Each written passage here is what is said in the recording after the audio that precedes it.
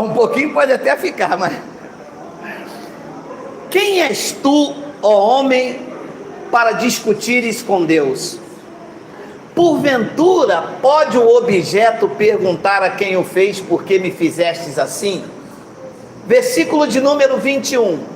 Ou não tem o oleiro direito sobre a massa para do mesmo barro fazer um vaso para a honra e outro para a desonra?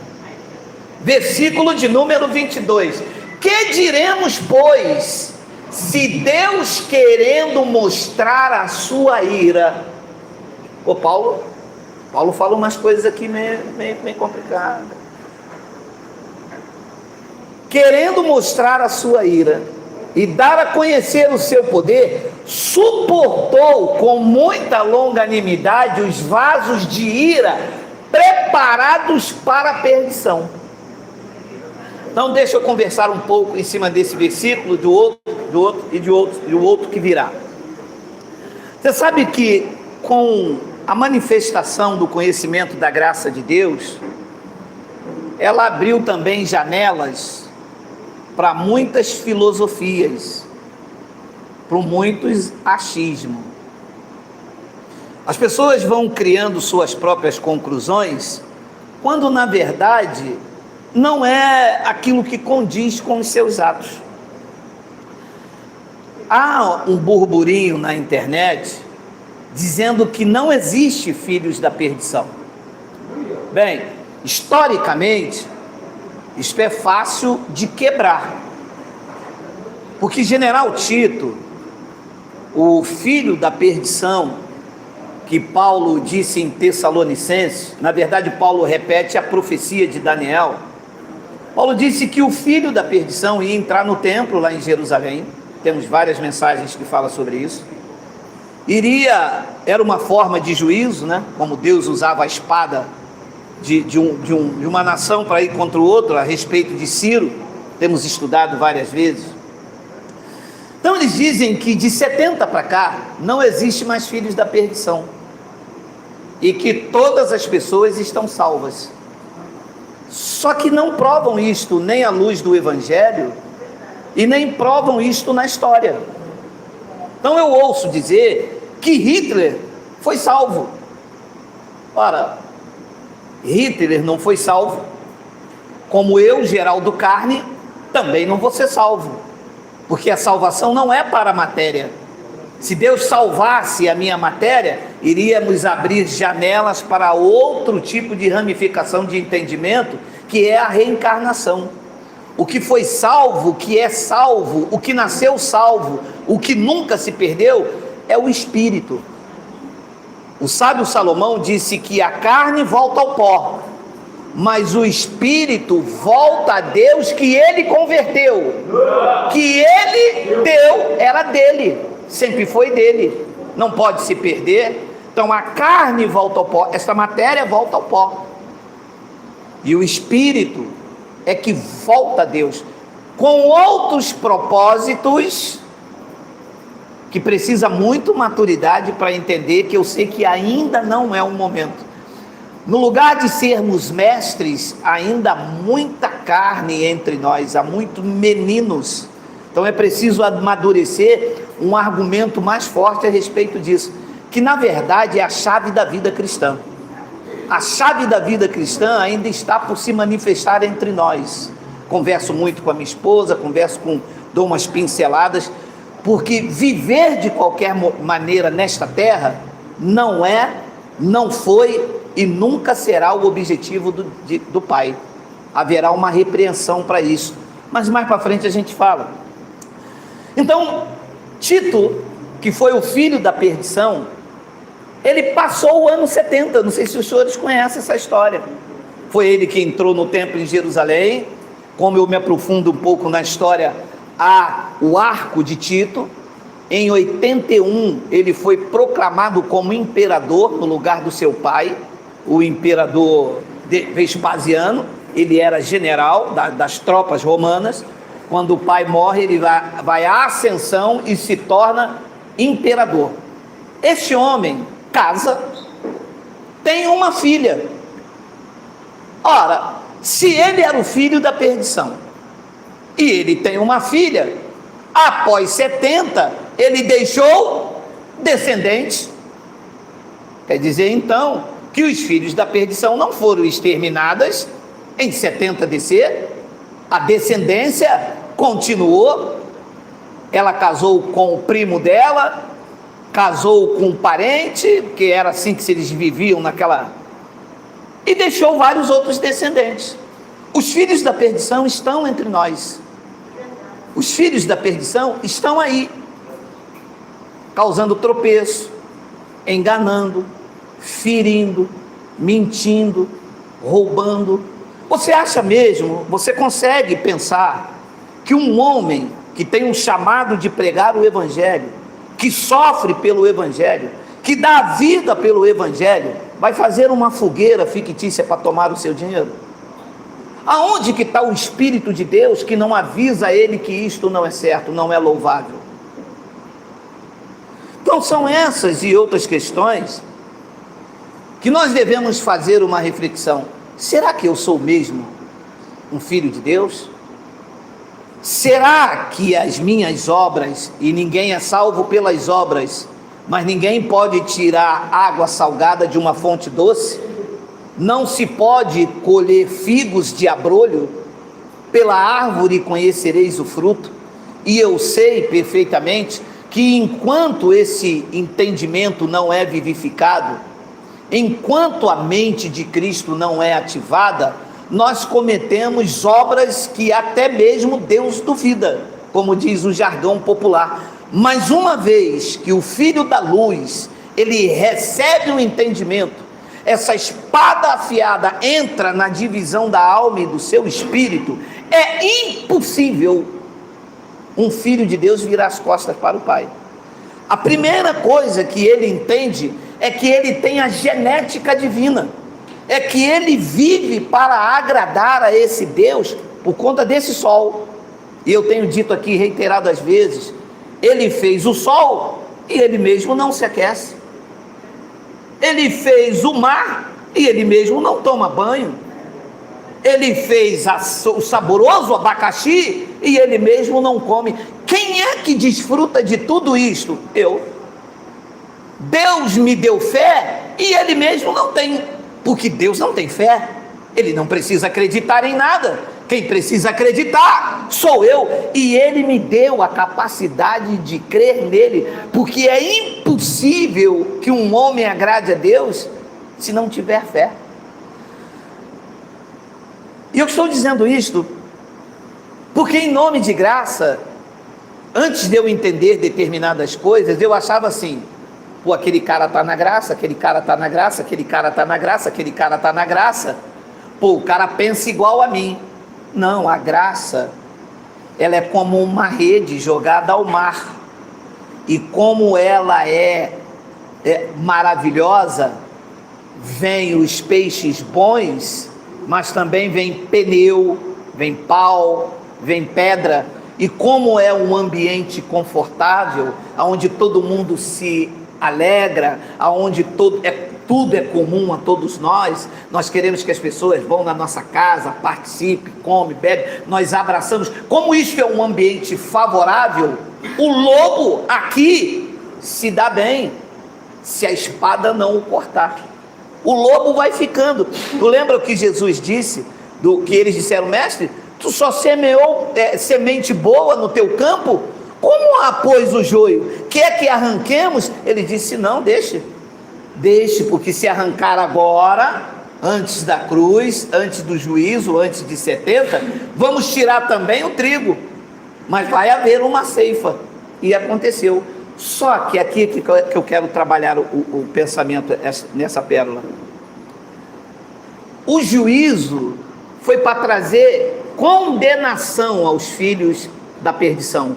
Não veio trazer, ouça a palavra, extinção. Pegou? Condenação é uma coisa, extinção é outra. Não há nenhuma passagem no Evangelho dizendo que em 70 os ímpios seriam extintos da humanidade. a Davi dizendo que eles não ficariam sobre a terra, que se referia a Jerusalém. Então, os filhos da perdição foram julgados para sempre, não tem mais. Todos os que nascerem da descendência, e vem lá de Caim, passou a Judas, chegou a Nero, passou por Tito, na filha dele, nos sobrinhos, todas essas descendências já nascem condenados, não extintos. Extinção é sim em 70, o imperador Tito morresse e os que estavam ali, então só nasceria filho da luz. Então, muito cuidado com quem você confia em nome de graça. Muito cuidado com as suas atitudes, porque talvez você pode estar perdendo tempo aqui e na terra.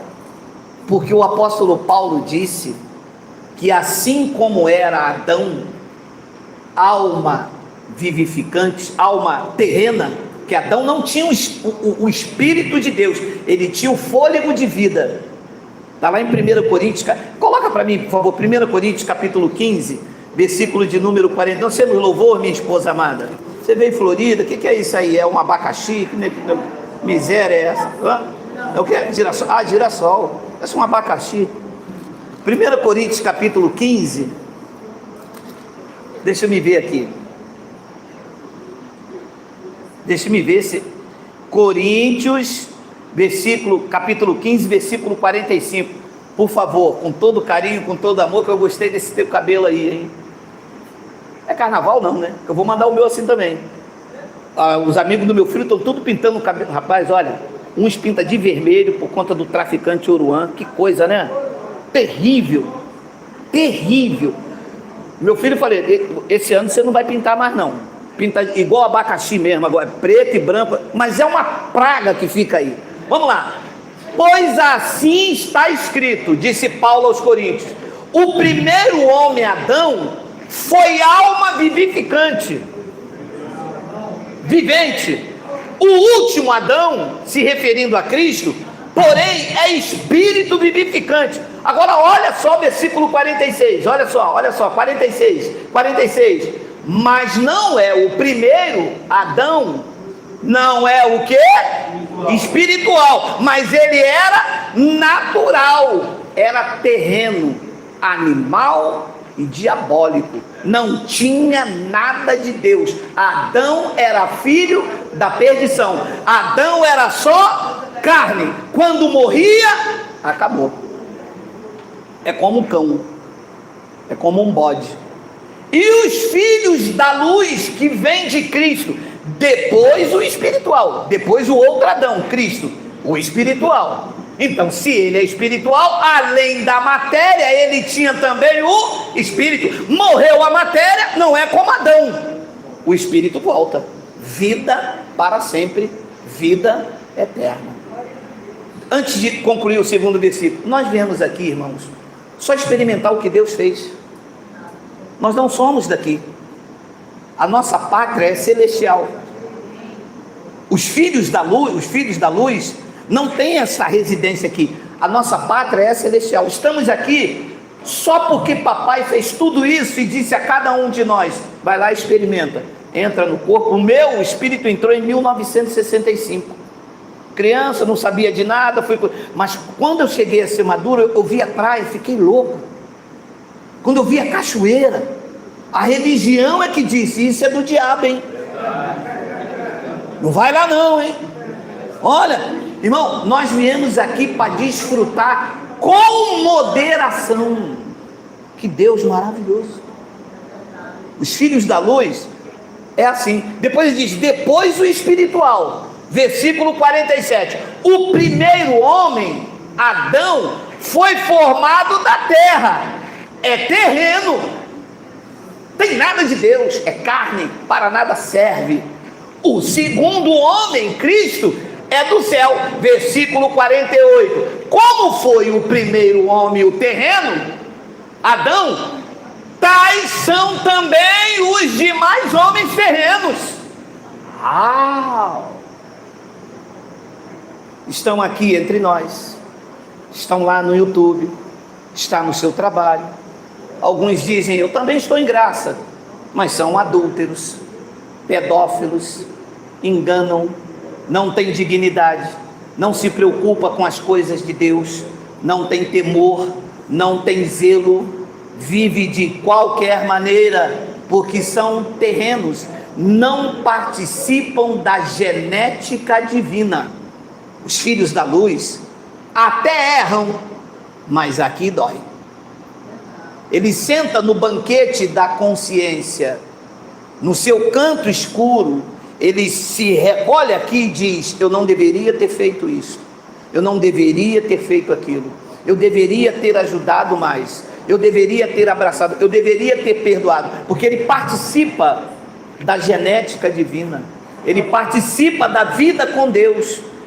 Ele disse, tais são os demais homens terrenos, e como é o homem celestial, Cristo, é também os celestiais. É por isso que estamos aqui. É por isso que as pessoas perguntam, pô, mas alguma coisa errada? Pô, isso aqui estava cheio, ficou vazio? Não, não é que ficou vazio, é que não é para todos. O rebanho, ele disse que seria pequeno. Ó pequeninos rebanho, a Deus vos concedeu o conhecer. Não é que é para a humanidade toda, a humanidade está cheia, porque os filhos da luz se multiplicam com velocidade extraordinária. É inadmissível, eu volto a repetir, que um homem que seja um pastor de Deus, em que Deus o enviou para revelar o Evangelho, não tenha o mesmo caráter e a mesma essência do apóstolo Paulo. Os pastores são totalmente diferentes do apóstolo Paulo. Não há integridade, não há honestidade na pregação do Evangelho. Há um enriquecimento ilícito, como um dos filhos das trevas, o homem rico, é o exemplo vivo do filho da perdição. Queria ser salvo praticando o exterior, mas salvação não se pratica com o interior, não se conquista com o interior. A árvore da salvação está aqui dentro de nós. E na hora de amar, mesmo ferido, ele ama. Na hora de perdoar, mesmo traído, ele perdoa. Não anda mais, não dá mais para nós dois. Me feriu, me traiu, mas aqui dentro eu não guardo rancor.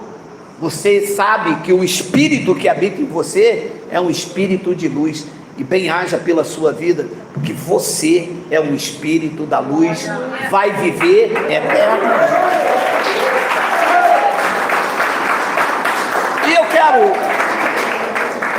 E eu quero terminar essa pérola. Digita para mim Mateus 7, 21. Você entendeu que nem todas as pessoas estão salvas? Que quando a gente diz salvo uma vez, salvo para sempre, são os salvos que vieram de lá, andam com ele aqui e permanecerão. Que essa história que se trouxe, que toda a humanidade está salva, não tem base no Evangelho, não tem base na história. Olha o que diz Mateus 7, 21, e por favor, eu preciso esclarecer um pequeno detalhe aqui, com a sabedoria de Deus. Eu não tenho nenhuma sabedoria, não estudei, não tive nem tempo de estudar, tive que trabalhar desde cedo. Eu fui um homem que não foi, as pessoas dizem assim, a vida me fez sofrer. A vida não me fez sofrer, a vida me ensinou através das dores. São as dores que ensinam, são os sofrimentos que ensinam. Alegria, festa não ensina nada. O que você aprende numa festa de 15 anos? Nada.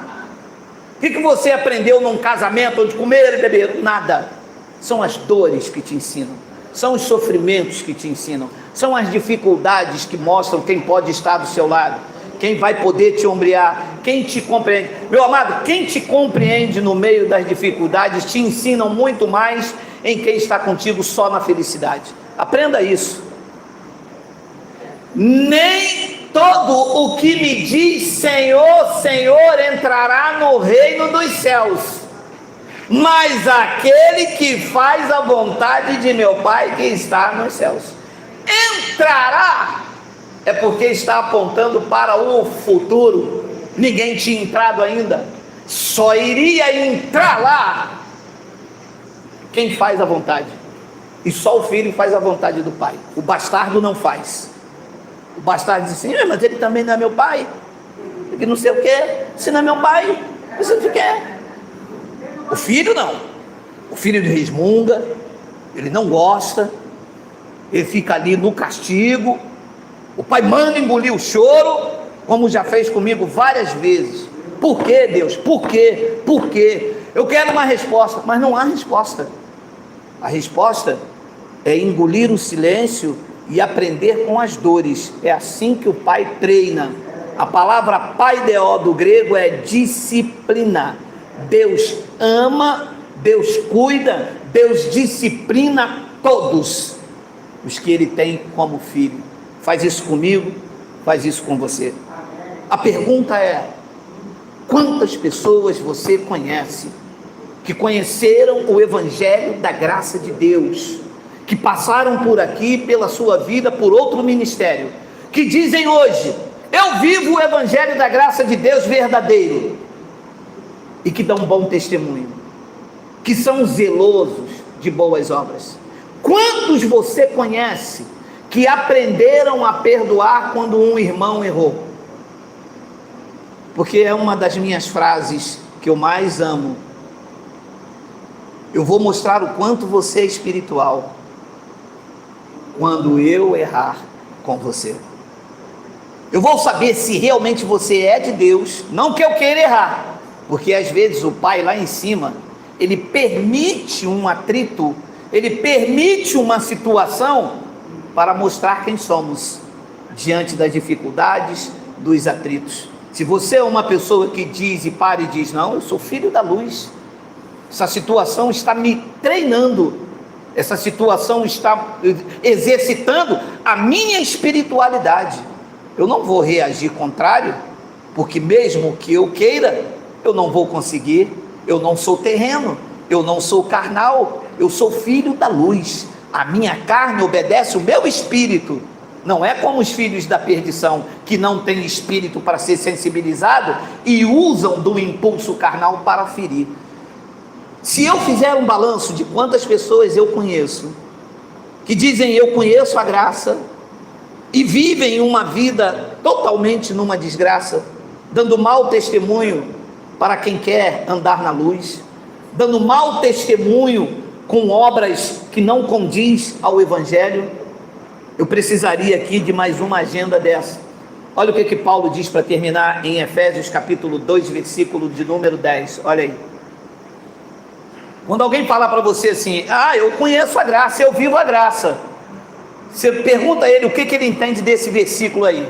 Pois somos feitura dele, criados em Cristo Jesus para boas obras.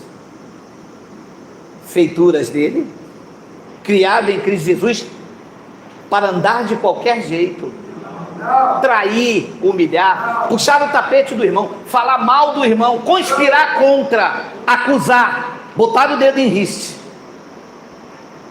Somos feituras dele para boas obras, preste atenção no versículo, as quais Deus de antemão preparou para que andássemos nela.